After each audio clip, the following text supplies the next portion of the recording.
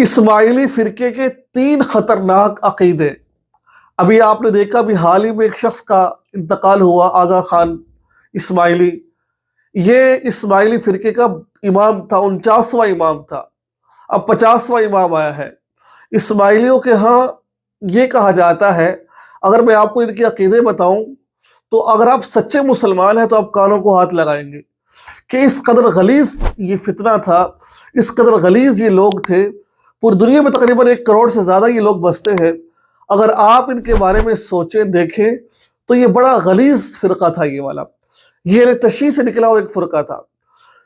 یہ لوگ کیا کہتے تھے؟ ان کے 3 سب سے برے عقیدے ہیں، اگر آپ دیکھیں، اور بہت زیادہ ہے، لیکن 3 عقائد کی وجہ سے تمام امت مسلمہ کا اتفاق تھا کہ یہ فرقہ دائرہ اسلام سے خارج ہے اور اس کا اسلام سے کوئی تعلق نہیں ہے۔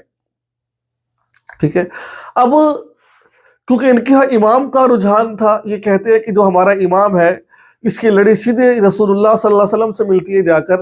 اب یہ ان کے نزدیک 49واں جو ہے نا، 49واں فوت ہوا ہے، اب یہ 50واں انہوں نے اپنے امام کو مقرر کیا ہے۔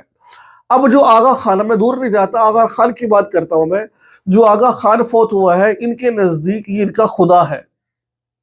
وہ کہتے ہیں کہ بھئی جو خدا کا عکس ہے، خدا خود اس کے اندر آ گیا ہے، گویا کہ یہ خدا ہے۔ اب آپ سب سے بڑی جھوٹی بات یہ سمجھیے کہ یہ اگر خدا ہوتا ہے تو اس کو موت کیسے آتی؟ اللہ تعالیٰ کو موت نہیں آتی۔ اللہ لا الہ الا هو الحی القیوم، زندہ ہے اور ہمیشہ زندہ رہیں گے۔ ٹھیک ہے، اور دیکھ لیجئے فرقہ، یہ ان کا عقیدہ ہے یہ والا۔ اور اس کے علاوہ ایک عقیدہ ان کا یہ بھی ہے کہ جتنے بھی انبیاء علیہم السلام آئے ہیں، بلکہ یہ کہتے ہیں صحابہ کرام کو انکار کرتے ہیں۔ نمبر 1 یہ کہتے ہیں کہ صرف 3 صحابہ ٹھیک تھے، باقی اللہ کے نبی کے جتنے بھی صحابہ ہیں سارے کے سارے مرتد ہو گئے تھے۔ اس میں سے ایک حضرت سلمان فارسی رضی اللہ تعالیٰ عنہ کہتے ہیں، اور نمبر 2 ابو ذر غفاری رضی اللہ تعالیٰ عنہ، حضرت مقداد کہتے ہیں، ان تینوں کے علاوہ جتنے بھی صحابہ تھے سارے کے سارے مرتد ہو گئے، الیاذ باللہ۔ ٹھیک ہے، اس کے علاوہ ان کا ایک عقیدہ تھا یہ کہ ان کے نزدیک جو قرآن پاک ہم مسلمان پڑھتے ہیں، یہ قرآن پاک ان کے نزدیک درست نہیں ہے۔ یہ کہتے ہیں کہ جو حضرت عثمان غنی نے قرآن پاک لکھا ہے یہ ٹھیک نہیں ہے، اصل قرآن پاک نبی کے پاس تھا، اس کے بعد اب قرآن پاک جو ہے وہ ایک غار کے اندر چھپایا ہوا ہے، جب امام مہدی آئیں گے جب اس وقت قرآن پاک کو لے کر کے آئیں گے وہ۔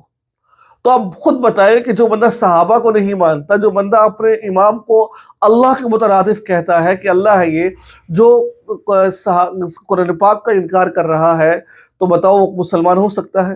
نہیں ہو سکتا۔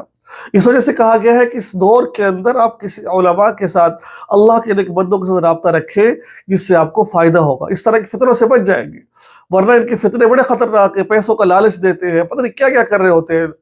تو لہٰذا جو لوگ صحابہ کا انکار کرتے ہیں گویا کہ وہ اسلام کا انکار کر رہا ہے، جو لوگ دین کا انکار کر رہے ہیں گویا کہ وہ جو انسان اسلام کا انکار کر رہا ہے، قرآن پاک کا انکار کرنے والا مسلمان کیسے ہو سکتا ہے؟ اللہ تعالیٰ سے دعا ہے اللہ تعالیٰ ہم سب کو عمل کی توفیق عطا فرمائے، اللہ تعالیٰ ہم سب کو صراط مستقیم پر چلائے۔ السلام علیکم ورحمۃ اللہ وبرکاتہ۔